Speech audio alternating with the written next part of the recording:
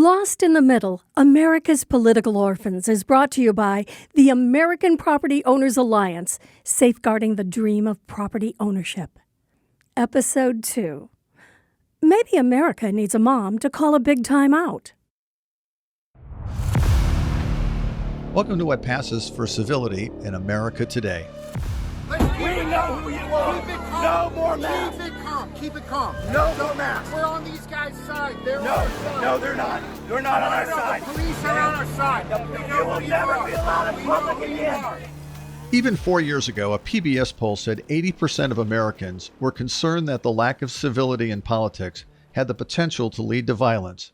And remember, that's pre-COVID. And now it's even crazier. We're choking on outrage. It's like the way we're spewing CO2 into the atmosphere. Imagine doing that in a closed room. Well, that's kind of what we're doing in our many aspects of our lives. That's Jonathan Haidt, a social psychologist at New York University, appearing on NPR. When we don't trust each other, that means it's very difficult for politicians to compromise. It's very difficult to find win-win solutions. So we're unable to solve our problems. In my childhood, we always used to watch pro wrestlers Haystack Calhoun battle Dick the Bruiser. They used to hit each other over the head with folding chairs. So in first grade, we tried it with little kids' folding chairs. And unlike TV, Matt Slavic had real blood trickling from a gash above his eyebrow. Like every knucklehead kid, we knew the jig was up. The toughest enforcer in the room shut it down, sent to our respective corners by my mom. Maybe America needs a big timeout. Meet the mom who tried to do it with all American credentials. Utah's Tami Pfeiffer has 5 kids and 2 grandkids. Long-serving special ed teacher, spent years singing with her husband in the Mormon Tabernacle choir. Republican gubernatorial education appointee.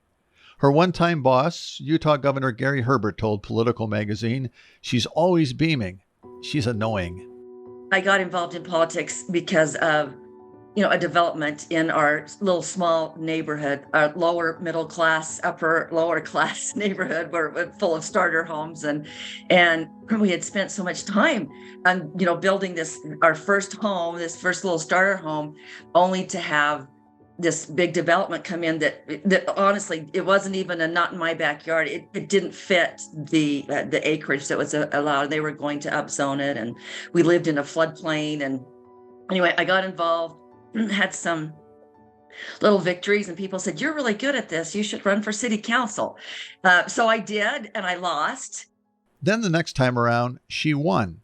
She always took great joy in politics, liked helping people. She encouraged her kids to think for themselves. I have 5 adult children, and I'm in birth order. In birth order, I have a Republican, an independent, a Democrat, a Democratic Socialist, and a Libertarian. Those are my 5 children. I call it a parenting win because they've all found their voice. They have found their political home. And it's very much, it's different for each one of them. But in a not unfamiliar tale in America today, it went off the rails at Thanksgiving dinner.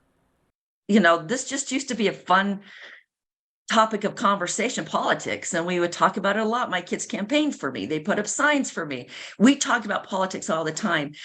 During the last presidential race and leading up to it, it got to be not fun anymore at all. And everything was so polarized. And one child would think this, or I would think this, and I would say something, and then COVID hit, and vaccines, and if schools reopening or not reopening. My daughter's a teacher, and it became really quite difficult for us to manage. So we stopped talking about politics and stopped getting together as often.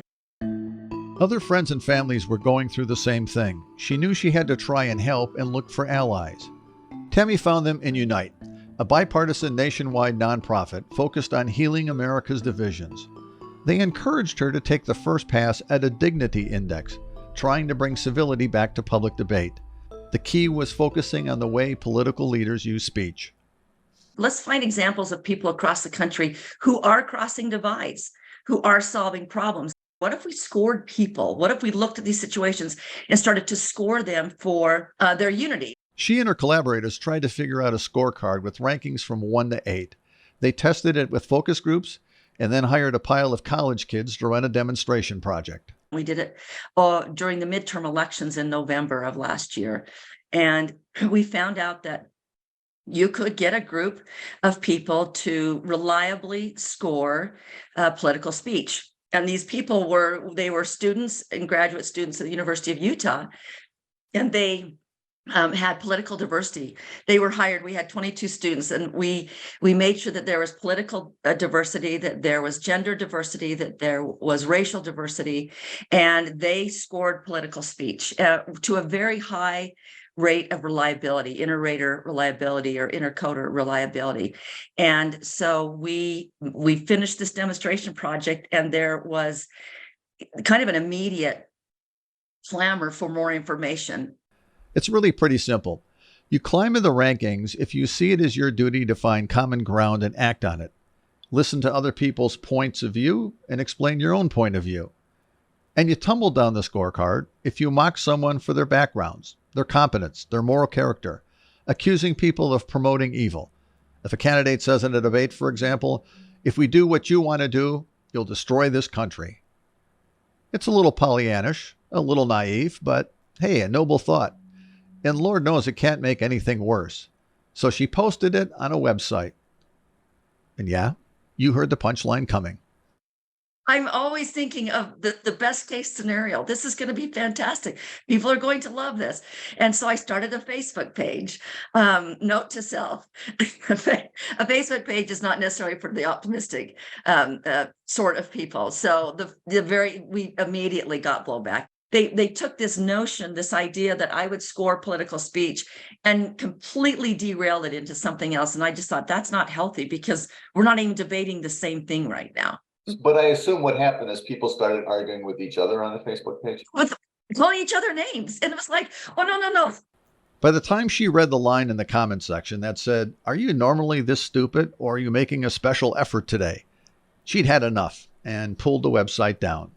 There's been so much contempt, flowing about this. Like, the people that have a difference of opinion are feeling now like they can't speak because of the contempt that you're allowing in this public dialogue. So again, when people say you're trying to shut up free speech, it's like, no, actually contempt is what shuts up free speech.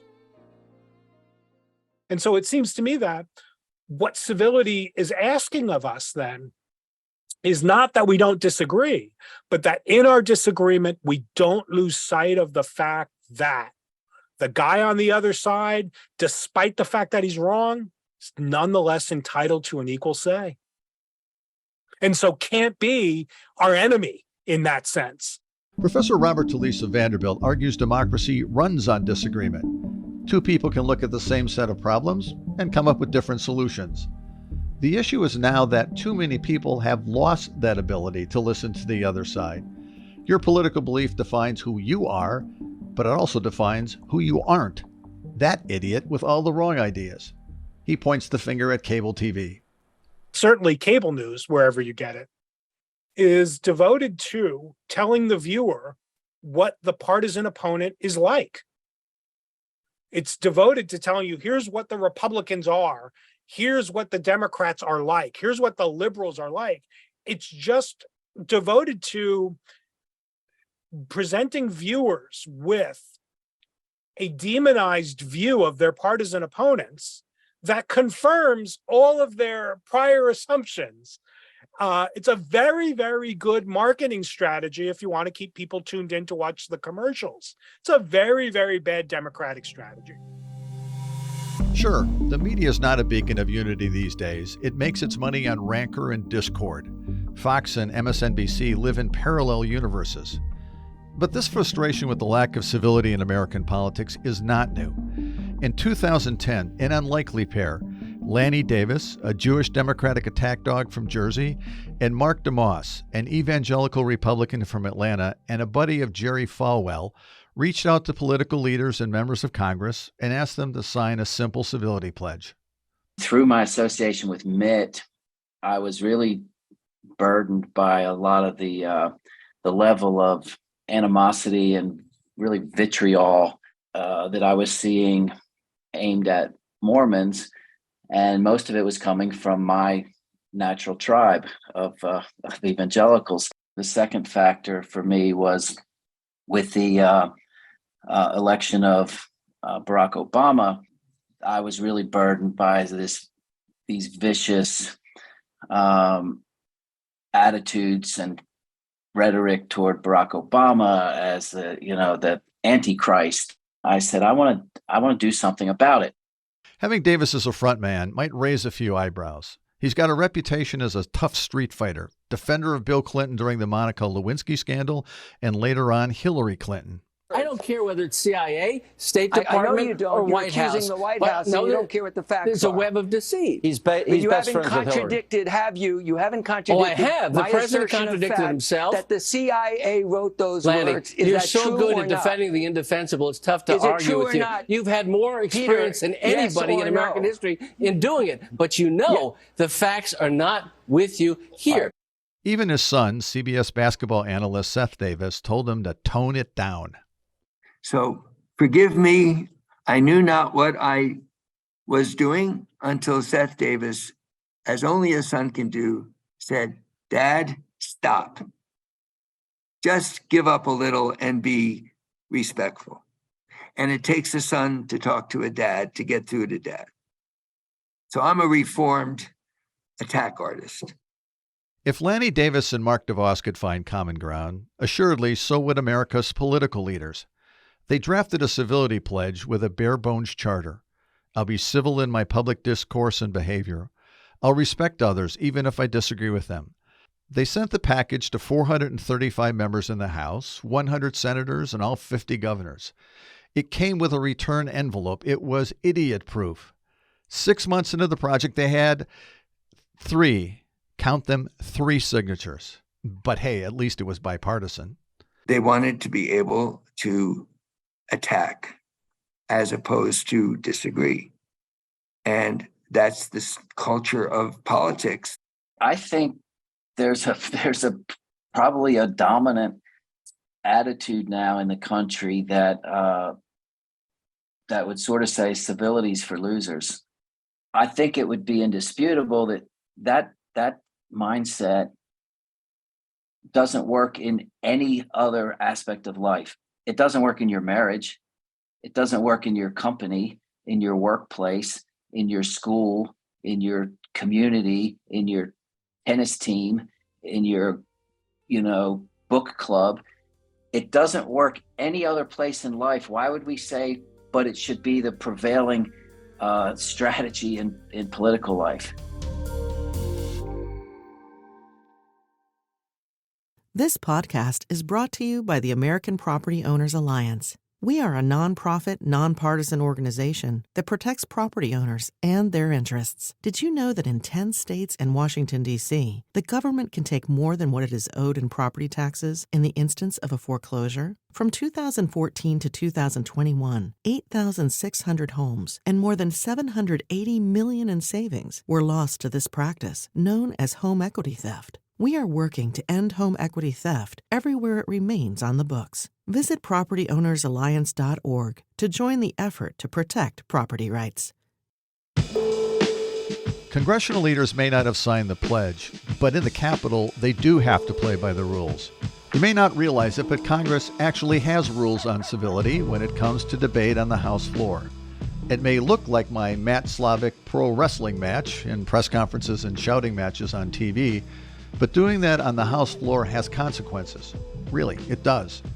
When I arrived in Congress, I found 3 elegant hardcover books on my desk, each with my name embossed in gold letters on the front. A Bible, a copy of the U.S. Constitution, and something called Jefferson's Manual. Yeah, Jefferson, as in Thomas Jefferson. He compiled the first set of rules of the House and the Senate, and it's obviously been revised in the past 200 years. It's now a several hundred-page book with detailed explanations of the parliamentary rules of the House and the Senate, some used every day, some pretty obscure. I can't say that my 30-year-old copy is very earmarked. Each party has a parliamentarian on the floor of the House, so if I had a weird one-off question, I'd just track one down. Now, most Americans envision Congress having these long, drawn-out debates on worldly matters. Most of the time, the members vote on naming a new post office in rural Arkansas or declaring July 19th American Hot Dog Day, which is a real thing. Still, there are those rare moments on the House floor when the stakes are high that tempers can flash. But most Americans don't know there is a bright line on the floor, House, you simply can't cross. In arguing policy, you can be pretty tough in what you say. The problem is that when it gets personal. Meet former Pennsylvania Congressman Bob Walker, who the Washington Post called the most obnoxious man in Congress. Walker was legendary for his command of parliamentary procedure and his gamemanship on the floor. Buried in Jefferson's manuals are hundreds of years of history on how to hijack the floor and slow down votes. Bob Walker delighted in those games. But the rules of the House made it very clear you can't make attacks personal. Civility always prevails. When someone does cross the line, the offending member can be admonished by the chair and have his words stricken from the record. Oh, taking the words down has long been a practice in the Congress. In one legendary exchange, and it shouldn't surprise you that Bob Walker was involved. Speaker Tip O'Neill was on the floor in debate, and another member was presiding over the session. O'Neill was angry that Republicans had used late-night speeches on C-SPAN to attack the Democrats on foreign policy.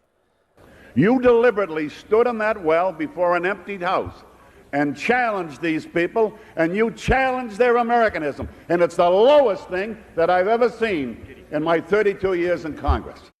O'Neill had taken the bait, and that attack on the integrity of the Republicans led to an historic moment. Republicans cried foul, and for the only time in U.S. history, the Speaker of the House had his words taken down, stricken from the record, and O'Neill apologized. And Walker still relishes that moment. For the most part, speeches in Congress are a dull lot. But in genteel England, and I use those words advisedly, Parliament and especially Prime Minister's question time, in which the Prime Minister has to respond to questions from the opposition, can be edgy.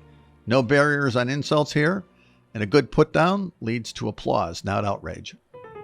Now there are new unsubstantiated allegations against the Chief Secretary, and he stays. What is the basis upon which he decides to retain or dismiss his government ministers? The truth of the allegations or merely the number of them? Well, I had understood, Madam Speaker, that when the Right Honourable Gentleman became leader of the Labour Party, we were going to see a new style in politics. I had not expected to see him step down into the gutters of public life quite so speedily. So Prime Minister's question time. It looks pretty undignified from the other side of the Atlantic, but tell me about the tradition and why it's so important. There is a tradition that it's a debating chamber. It's not like the Senate. It's not like Congress. It's not like the European Parliament where people stand up and make speeches and one follows another. Meet Lord Eric Pickles. He spent a weekend with me in Madison when I was in office, and my 3- and 7-year-old boys giggled the entire weekend calling him Mr. Pickles. When you make a speech in the House of Commons, or indeed to a lesser degree in the House of Lords, you've got to justify everything. So you'll be interrupted. Someone will say, well, you're making a point there. Well, just justify that. I remember a Labour MP saying to me when I first came into the House is you got to understand, for most people, their political career will go on for a couple of decades. Make an enemy early on in your political career, you'll have to carry that for 20 years or so. You may recall at the beginning of the show that more than 80% of Americans are worried that the lack of civility could lead to violence. Sadly, it has in the UK. In the last 7 years, 2 members of Parliament were killed while meeting with constituents in their districts. Please, quick now. The man is wielding a knife and killed David Amos at Belfast Methodist Church. It's a carving knife, a big kitchen carving knife. Just before 1 o'clock today, Joe Cox, MP for Batley and Spenborough, was attacked in Market Street, Bristol. I am now very sad to have to report that she has died as a result of her injuries. There used to be the tradition where you could walk up and see a member of Parliament. Now your member of Parliament will be mental to allow that to happen. You know, you'd want to know who the person is. You want to have an agreed exit plan with your staff and all that kind of thing. To help lower the temperature in the UK, several nonprofits created annual awards for civility in politics. The idea is simple. Honor political leaders who serve as an example to the country and particularly its young people. Ellie Goldsworthy runs the Depolarization Project and is one of the judges. We had quite modest expectations about like the effect it would have on behavior change. And part of it was just symbolic, so that actually people who did, had reached across divides, that in very polarized times, in the UK it's polarized in a different way to the US. But, Leave and Remain on Brexit kicks in, and some Conservative and Labour, and some in Scotland on Unionist and Nationalist, and Northern Ireland clearly has a very violent past based on political divides. But the people who are reaching across divides never really got a thank you. The fight over Brexit generated the same kind of passion that the abortion issue does today in the US.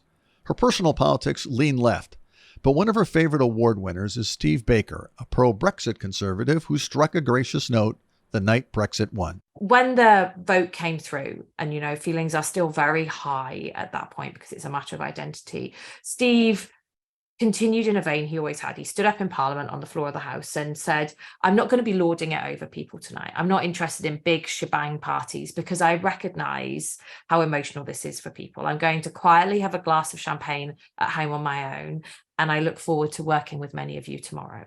I very much regret the division which this country has faced. I very much regret the cost of coming so far, the things we've had to do in British politics to get to this point.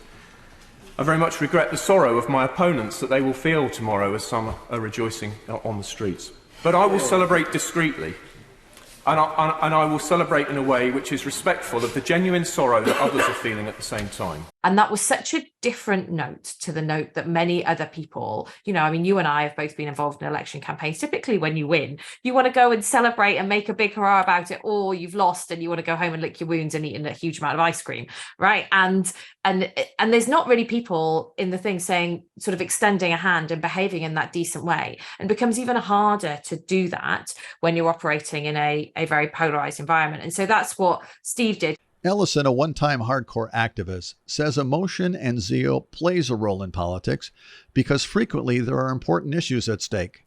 But the guiding issue in democracy has to be respect. But civility doesn't necessarily mean genteel. It doesn't mean that you don't get angry, and it doesn't mean that you don't feel passion. It means that you don't hate the other side, and you can distinguish between the issues and the identities of those people. And just because you disagree on one issue doesn't prevent you working together on another. Actually, we don't need to stand in the shadows of Big Ben to look for civility. Let's jump back across the pond to Duluth, Minnesota. Duluth, which sits on Lake Superior, has rolling hills that put San Francisco to shame. Its nearby timber and mining industry made it at one time the busiest port in America. But in recent decades, its economy has struggled. And in 2003, the city and the county were facing huge budget deficits, triggered by the loss of industry and a gold-plated pension system which was crippling the city. Enter Rob Carwell. The veteran Chicago newspaper reporter had just moved to town to edit the local paper. He expected to bask in what locals called Minnesota nice.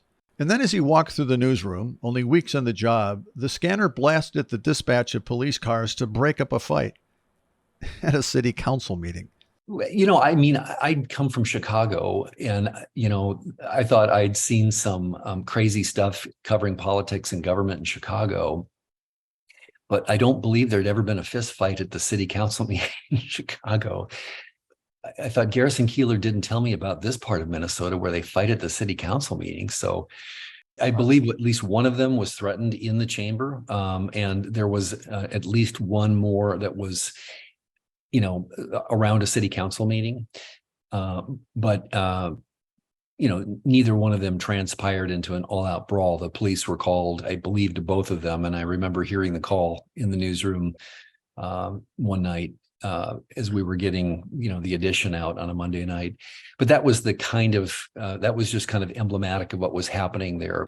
It wasn't much better at the county board either. A city that was struggling economically and already losing young people had a much bigger problem. But, people were getting turned off and saying, hey, if this is the way this community works, maybe this isn't where I want to be. And that's not a good sign either, where folks are thinking about hitting the highway. So in stepped the local Duluth Foundation, working with elected officials to begin crafting a civility pledge called Speak Your Piece. 9 simple bullet points. For example, listen, apologize, give constructive criticism, and take responsibility. The new tone led to a breakthrough, collaborative solutions on the budget problems. Compromises included, for example, city workers assuming part of their health care costs. And elected officials now agreed to carry in their wallet a card with that civility pledge. It addressed issues. And the city council was one of 3, well, actually it was one of 6 units of local government in the Twin Ports that adopted Speak Your Piece as part of their, the way they went to work. So City of Duluth, City of Superior, School District in Duluth, School District in Superior, and the county in Duluth and Superior, St. Louis County and Douglas County. 20 years later, in the world of social media, there is fraying around the edges in Duluth, but compared to much of America, Minnesota people still say please and thank you and promise to listen. So, the community group that is the steering committee for Speak Your Piece and I have worried that it comes off as naive, or it comes off as, oh yeah, right, that'll work. There always was a little bit of that. But what we urged people to do, and I think, we would still urge them to do, is try it and move on and keep moving and keep moving. Around the country, community leaders still get asked to speak about the project, more so in recent times. And it's hard not to remember the talking points because they still do carry it in their wallets. And as for Tami, the work on the Civility Pledge continues. They continue to refine and test it with an eye on the 24 elections. And Lanny Davis, the one-time barroom brawler, quietly applauds. This country was founded based upon the ability to civilly, respectfully disagree. Benjamin Franklin said not exactly those words. We never would have had a Declaration of Independence. We never would have had a Constitution. All compromise on deeply held principles. Hamilton versus Jefferson was about deeply held principles. So, the principle of respectful disagreement, or civilly to disagree, is at the heart of our country's democracy, and the heart of any democracy if it's going to succeed. Here's the team behind Lost in the Middle. Executive producer Jeff Mayers. Producer Todd Elbaugh. Creative team Claudia Luz and Tony Wood. Edited by Aaron Zummers. Music by Brett William. Production at Civic Media. And a quick thanks to our partners at the American Property Owners Alliance.